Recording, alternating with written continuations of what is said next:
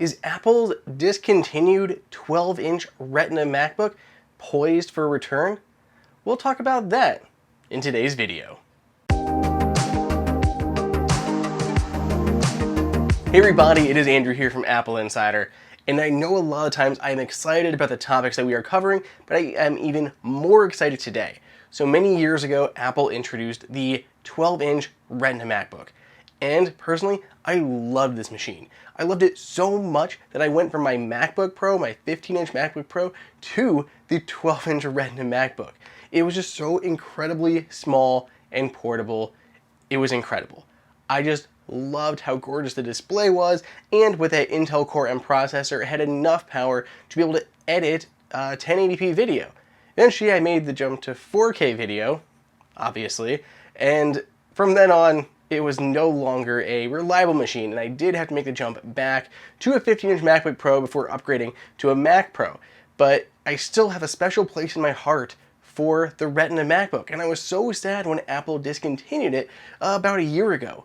So here we are, roughly a year later, and it seems like Apple may be bringing back the Retina MacBook or the MacBook to its prominence, with it being one of the first Apple Silicon-based Macs.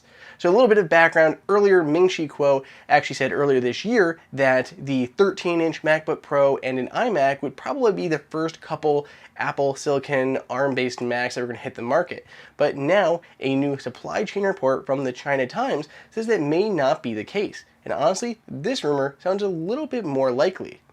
China Times says that Apple is readying the A14X processor.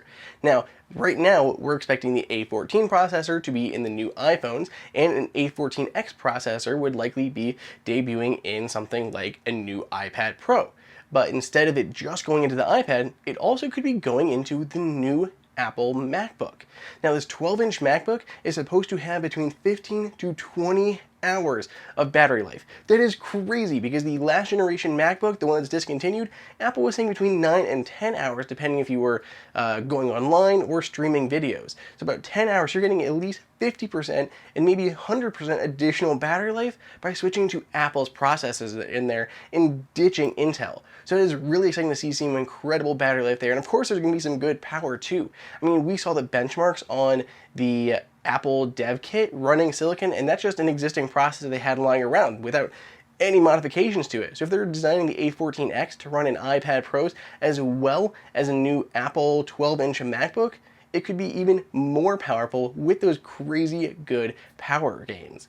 So again, 12-inch MacBook with the A14X processor in there, maybe A14X Bionic processor, whatever marketing term Apple wants to kind of designate it as. Of course, it'll have a single USB-C port, just like the original 12-inch MacBook did.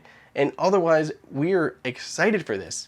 It should still weigh in under a kilogram according to the report, which for us here in the US, that is under 2.2 pounds, so roughly 2 pounds for this machine. I'm just stoked. 12-inch MacBook, Apple Silicon inside, the A14X processor, USB-C on there. I'm excited. I do most of my editing now on my Mac Pro, and on the go, I usually do a lot of work on my iPad Pro. But I may be really tempted to pick up a new Apple MacBook just for some light editing on the go, just because of how portable it is, at least until Apple gets its butt in gear and launches Final Cut Pro for my iPad.